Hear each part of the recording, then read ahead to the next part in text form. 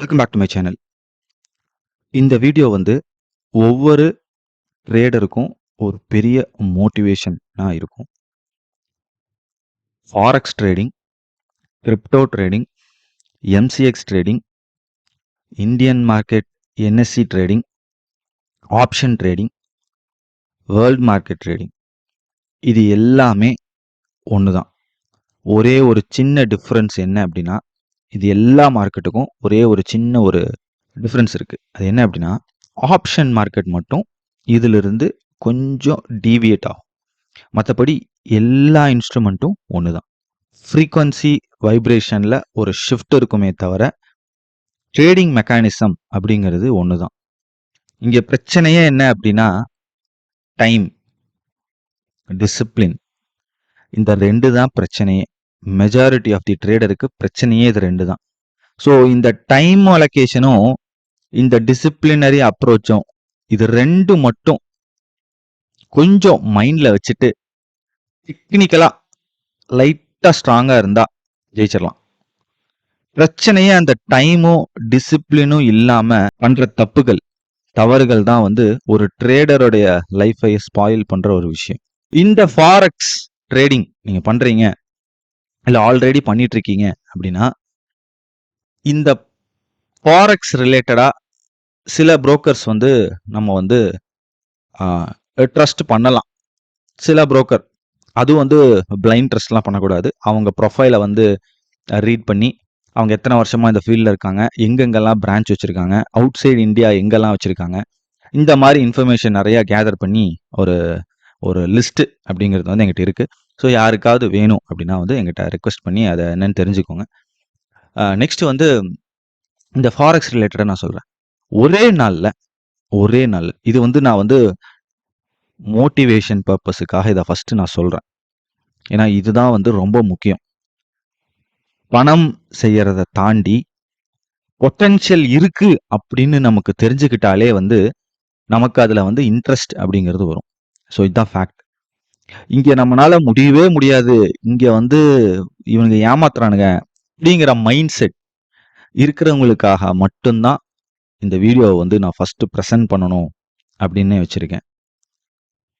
நீங்கள் ஃபாரெக்ஸ் ட்ரேடராக இருந்தாலும் சரி, கிரிப்டோ கரன்சி ட்ரேடராக இருந்தாலும் சரி, எம்சிஎக்ஸ் ட்ரேடராக இருந்தாலும் சரி, எந்த ட்ரேடராக இருந்தாலும் மெக்கானிசம் அப்படிங்கிறது ஒன்று தான். ஆப்ஷனில் மட்டும்தான் டிஃபர் ஆகுது. இதை வந்து நல்லா மைண்டில் புரிஞ்சுக்கோங்க. இதை நான் ஏன் சொல்கிறேன் அப்படின்னா, இந்த ஒரு சீக்ரெட்டை கண்டுபிடிக்கிறதுக்கு எனக்கு வந்து வருஷம் ஆயிடுச்சு. ஸோ இது வந்து சேம், ஓகேவா? ஸோ இந்த ஃபாரெக்ஸ் ட்ரேடிங்கில் வந்து ஒரே நாளில் 10 டைம்ஸ் கேபிட்டல் growth பண்ண முடியுமா? ஒரே நாளில் பண்ண முடியுமா? இது வந்து கொஸ்டின் மார்க். ஒரே நாளில் 10% கூட பண்ணுறது முடியாது, இல்லை 1% 2% பண்ண முடியும். அது எப்படி 10% பண்ண முடியும்?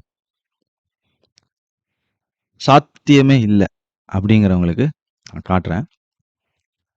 ஹை ஃப்ரீக்வன்சி ட்ரேடிங், ஹெச்எஃப்டி அப்படின்னு சொல்லுவாங்க. என்னன்னா ஒரு லிக்விடிட்டி ப்ரொவைட் பண்ணுற கான்செப்ட். எப்படி வந்து லிக்விடிட்டி ப்ரொவைட் பண்ணுறது மார்க்கெட்டுக்கு? இதுக்கு வந்து நிறையா கம்பெனிஸ், ஆக்சுவலாக இந்தியன் மார்க்கெட் வந்து மும்பை பேஸ்டில் நிறையா கம்பெனி இருக்குது. உதாரணத்துக்கு சொல்லணும்னா சிம்ஃபனிங்கிற கம்பெனி. இந்த மாதிரி இவங்கெல்லாம் வந்து என்ன பண்ணுவாங்க அப்படின்னா, ஹை ஃப்ரீக்வன்சி ட்ரேடிங்கை வந்து சப்போர்ட் பண்ணுவாங்க. அது வந்து ரொம்ப பெரிய கேபிட்டல் வச்சுருக்கிறவங்க வந்து அதை தான் பண்ண முடியும். ஸோ அந்த ஹை ஃப்ரீக்வன்சி ட்ரேடிங் அப்படிங்கிறதுனா செகண்டுக்கு செகண்ட் நம்ம ட்ரேட் பண்ணணும் அப்படிங்கிற மாதிரி ஒரு அல்கோ, ஓகேங்களா? அல்கோ அப்படின்னு சொல்கிறத விட அல்கோரிதம், ஓகேவா? ஏன்னா அல்கோ அப்படின்னா நீங்கள் ஆட்டோமேட்டிக் ட்ரேடிங் நினச்சிருவீங்க. அதை தாண்டி அது ஒரு அல்காரிதம், அது ஒரு கான்செப்ட் இருக்குது. அந்த கான்செப்ட் மூலமாக அது வந்து நம்ம ஹை ஃப்ரீக்வன்சி ட்ரேடிங்க்கு வந்து அவங்க வந்து ப்ரோக்ராமிங் பண்ணியிருப்பாங்க. ஸோ இந்த ஹை ஃப்ரீக்வன்சி ட்ரேடிங் மாடியூலை வந்து புரிஞ்சுக்கிறதுக்கு, தெரிஞ்சுக்கிறதுக்கு இட் டுக் டைம், ஓகேவா? ஸோ அந்த ஹை ஃப்ரீக்வன்சி ட்ரேடிங் புரிஞ்சு இந்த மாடியூலை வந்து எங்க எப்போ அப்ளை பண்ணணும் அப்படின்னு இருக்கு.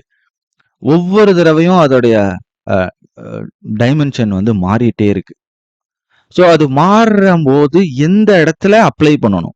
நான் ஒரு சின்ன எக்ஸாம்பிள் சொல்கிறேன், இதை புரிஞ்சுக்கிறதுக்காக ஒரு எக்ஸாம்பிள் சொல்கிறேன். இப்போ வந்து ட்ரேடிங் மார்க்கெட்டில் வந்து ஒன்று சைட்வைஸ் மார்க்கெட்டு, இன்னொன்று ட்ரெண்டிங் மார்க்கெட். இது 2 இருக்கு. இதை தாண்டி ரேஞ்ச் பவுண்ட் மார்க்கெட்டுன்னு 3வது ஒரு கேட்டகரி ஒன்று இருக்கு. ரேஞ்ச் பவுண்டும் சைட்வைஸும் கிட்டத்தட்ட ஒரு சிமிலர் பேட்டர்னாக இருக்கும். ரேஞ்ச் பவுண்ட் கொஞ்சம் எக்ஸ்டென்ஷன் ஆகும், மேலேயும் கீழேயும் எக்ஸ்டெண்ட் ஆகும். அதை தான் வந்து எக்ஸ்டென்ஷன் எக்ஸ்டெண்டுன்னு சொல்லுவாங்க.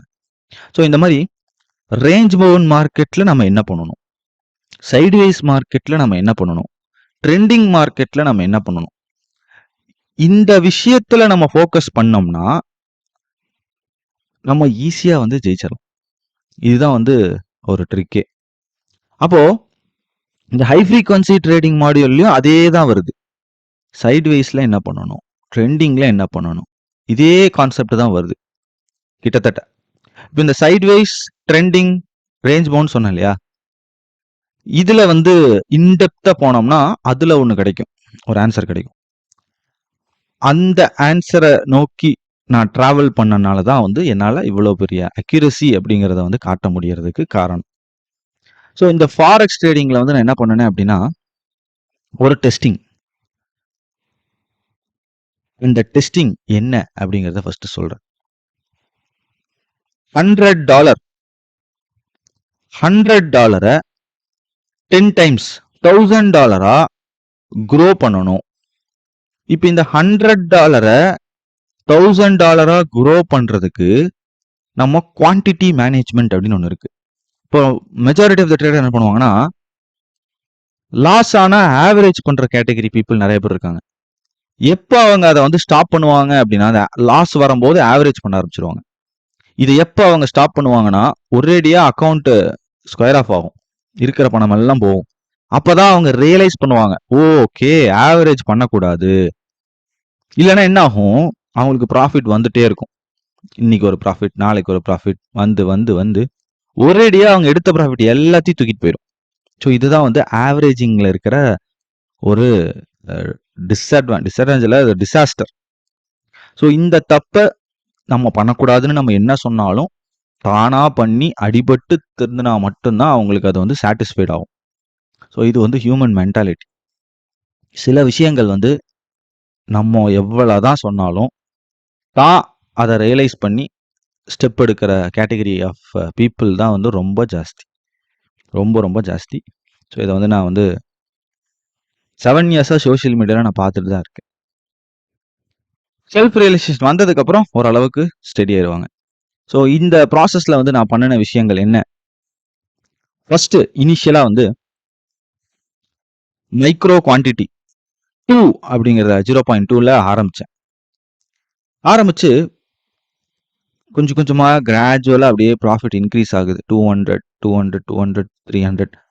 இந்த 300 அப்படி வரும்போது அப்படியே குவான்டிட்டியை வந்து இன்க்ரீஸ் பண்றது. இதுக்கு பேர் தான் பிரமிடிங்.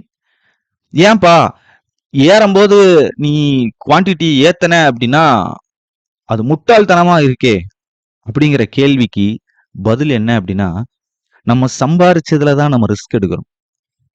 நம்ம சம்பாரிச்சதுல நம்ம ரிஸ்க் எடுக்கும்போது அந்த வலி கம்மியா இருக்கும்.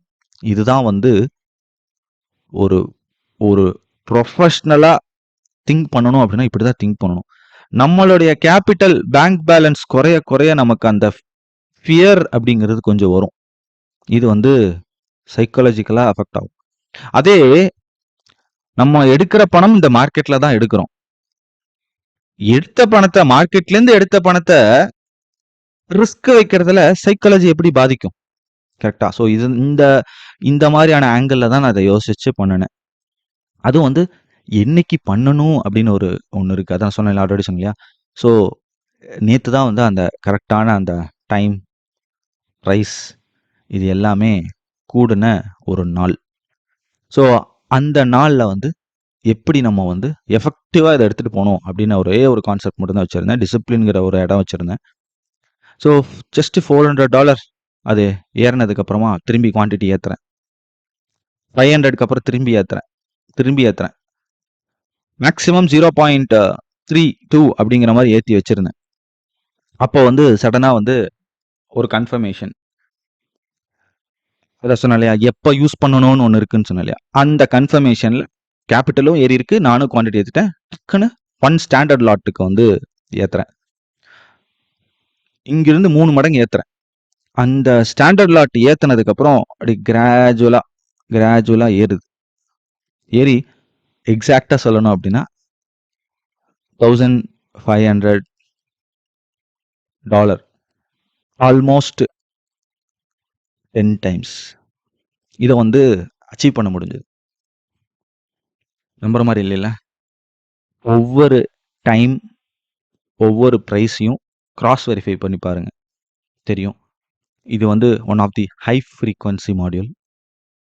சரி, இதோட நிறுத்தாம இதே நம்ப முடியல, அப்ப இது எப்படி நம்புவீங்க? 100 டைம்ஸ் பாசிபிளா? 100 டைம்ஸ் பண்ண முடியுமா? ஓகே, அதே அடுத்த சைக்கிள் ஆரம்பிக்கும் போது திரும்பி அப்படியே கிராஜுவலா இன்க்ரீஸ் பண்ணதை 2 ஸ்டாண்டர்ட் லாட்ல வைக்கிறேன். 2 ஸ்டாண்டர்ட் லாட்ல வச்சு எங்க முடிச்சனோ அங்கிருந்தே அந்த சைக்கிள்ல இருந்து ஃபுல்லா மார்க்கெட் ரன் ஆகி ஃபைனலா it went to almost $9,500. So 100 times in single day is possible. It's possible with management. இங்க ஒவ்வொரு இடத்துலையும் நீங்க டிரா டவுன் எடுத்து பாருங்க, செக் பண்ணி பாருங்க முடிஞ்சா. இது எக்ஸல் ஷீட்ல போட்டேன், கிராஃபா வரைஞ்சேன் அப்படின்னா அது ஒரு ஃபேக்கா இருக்கும். ஸோ அதனால அதை நான் பண்ண விரும்பல. ஸோ உங்களுக்கு நான் வீடியோவாகவே ப்ரொடியூஸ் பண்ணியிருக்கேன்.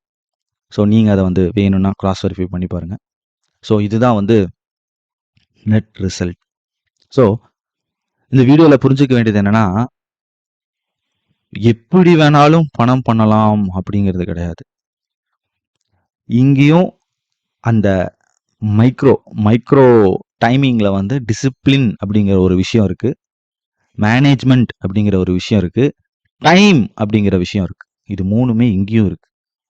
ஸோ நம்ம பிக் பிக்சர்ல பண்றோமோ ஸ்மால் பிக்சர்ல பண்றோமோ எங்க பண்றோமோ, நம்மளுடைய விஷன் என்ன, நம்மளுடைய கோல் என்ன, நம்மளுடைய ரிஸ்க் கேப்பபிலிட்டி என்ன, இது எல்லாம் புரிஞ்சு அதுக்கு ஏத்த மாதிரி நம்ம ஆக்ஷன் எடுக்கணும்.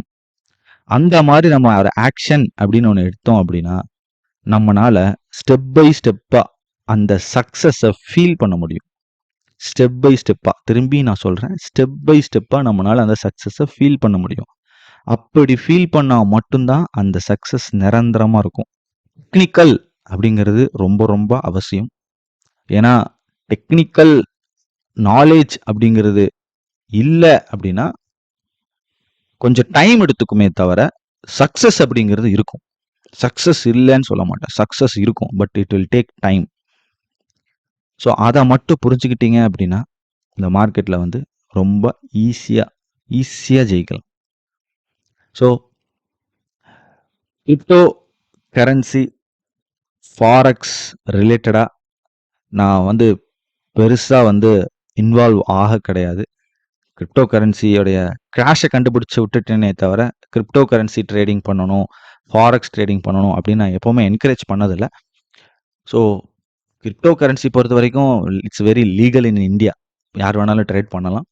ஸோ அந்த கிரிப்டோ கரன்சிலையும் எப்படி ட்ரேட் பண்ணுறது, ஃபாரெக்ஸில் எப்படி ட்ரேட் பண்ணுறது, இது எல்லா இன்ஃபர்மேஷனும் இனிமேல் வந்து நான் வந்து ஷேர் பண்ணுறேன். மெக்கானிசம் ஒன்று தான், மெக்கானிசம் பொறுத்த வரைக்கும் டிஃப்ரென்ஸ் கிடையாது. So it's a same mechanism. So இருந்தாலும் நம்மளுடைய இன்புட் நிறையா வந்து இந்தியன் மார்க்கெட்டுக்கு நிறையா கொடுத்துருக்கோம். ஸோ கிரிப்டோ கரன்சிக்கும் ஃபாரெக்ஸ் மார்க்கெட்டுக்கும் இனி வரப்போகிற நாட்களில் நான் நிறையா கொடுக்குறேன். ஸோ அது வரைக்கும் ஆஸ் அ ட்ரேடர் டிசிப்ளினாக ட்ரேட் பண்ணுங்கள். இதுதான் என்னுடைய ஒரே ஒரு ரெக்வஸ்ட். ஓகே ஃப்ரெண்ட்ஸ், இந்த வீடியோ பிடிச்சிருந்தா லைக் பண்ணுங்கள், ஷேர் பண்ணுங்கள், மறக்காமல் சப்ஸ்கிரைப் பண்ணுங்கள். Thank you friends. When